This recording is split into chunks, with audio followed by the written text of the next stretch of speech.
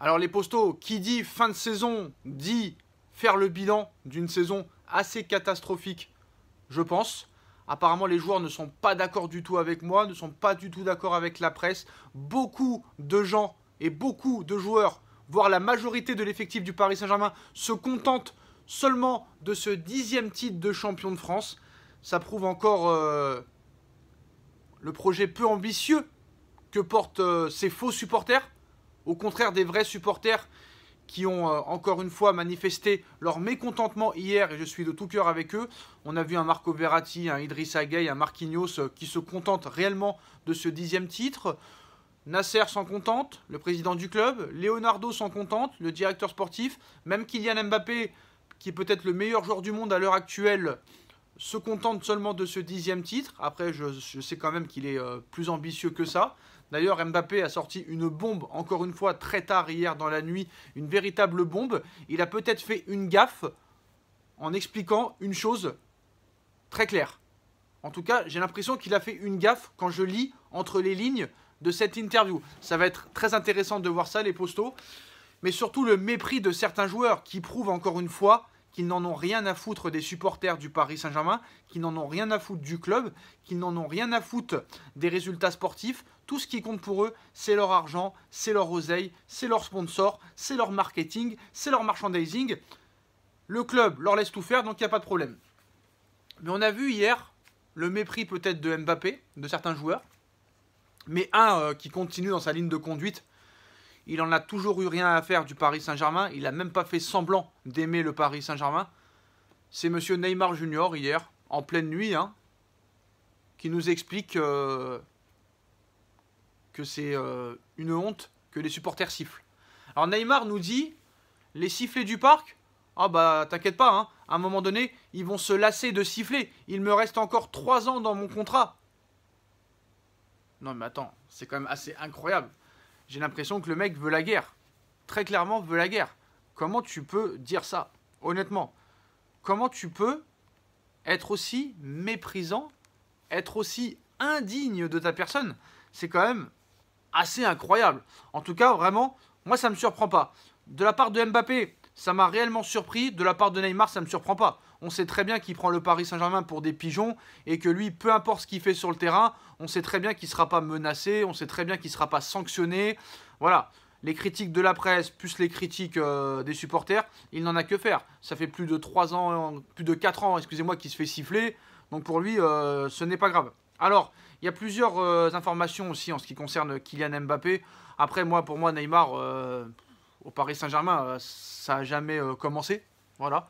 Ça a commencé au début, malgré des blessures, ça va pas continuer, mais voilà, depuis 2-3 ans, ça ne sert plus à rien. Alors, plusieurs informations sur Mbappé, qui a fait une gaffe, selon moi, en disant, mon dernier titre de champion de France, peut-être que je resterai et qu'on ne gagnera pas.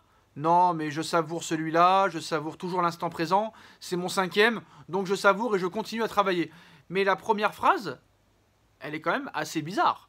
Mon dernier titre de champion de France avec Paris, peut-être que je resterai et qu'on ne gagnera pas. Non, je savoure. Ouh là là, la petite gaffe. Ouh, la petite gaffe. Est-ce qu'il a dit ce qu'on voulait entendre? Est-ce qu'il a dit sans faire exprès ce que tous on voulait entendre? On est en train de parler depuis 1 mois et demi d'une nouvelle offre irrefusable. Depuis quelques heures, depuis quelques jours, même en Espagne, on est en train de nous expliquer que le Real Madrid en a marre de ce feuilleton et que maintenant l'arrivée de Mbappé au Real Madrid est de plus en plus remise en question. On voit que Mbappé fait des déclarations assez bizarres sur son avenir. Je pense qu'une fois que l'histoire sera réglée et que tout le monde se sera mis d'accord, peut-être que Mbappé pourrait éventuellement prolonger. Ça paraît bizarre tout ça. Pour moi maintenant, réellement, c'est toujours du 65-35, du 60-40 pour le Real Madrid. On sait que le Real Madrid va rencontrer le clan de Mbappé la semaine prochaine, en milieu de semaine, pour évoquer l'avenir. Pérez est de plus en plus pessimiste, même si il est prêt encore à attendre quelques années, parce qu'on sait que maintenant la montée en puissance de Rodrigo se fait sentir. Mais voilà, ça paraît quand même assez incroyable d'entendre ça de la part de Mbappé. Donc on voit que la presse essaye de piéger comme il peut Kylian Mbappé, et c'est quand même assez incroyable. Donc voilà les postos, est-ce que cette phrase veut dire quelque chose? Est-ce qu'il a fait une gaffe? Voilà, le mépris de Neymar, Mais voilà, ça prouve très clairement que maintenant, dans ce monde actuel, hein, de toute façon, c'est pas que dans le sport, c'est pas que dans le football. Dans le monde actuel, on se contente du peu, surtout en France. Et Neymar, comme les autres, hein, qui se contentent d'un 10e titre, ça écrit très clairement et ça montre le manque d'intérêt qu'ils ont envers le Paris Saint-Germain. Et 3/4 de l'effectif, c'est pareil. Mais surtout, ça prouve que dans ce monde d'individualistes où tout le monde pense qu'à soi, après c'est très bien de penser qu'à soi, il faut penser qu'à soi, mais ça n'empêche pas de respecter les autres. Voilà. Avant, tu donnais, on donnait.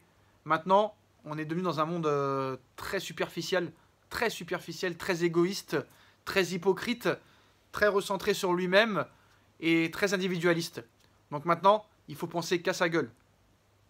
Mais ça n'empêche pas de respecter les autres.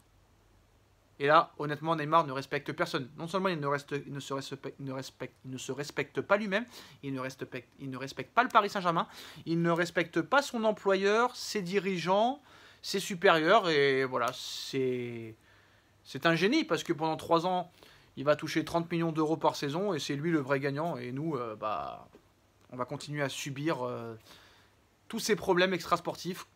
Et pas que lui d'ailleurs, parce qu'il n'y a pas que lui qu'il faut critiquer.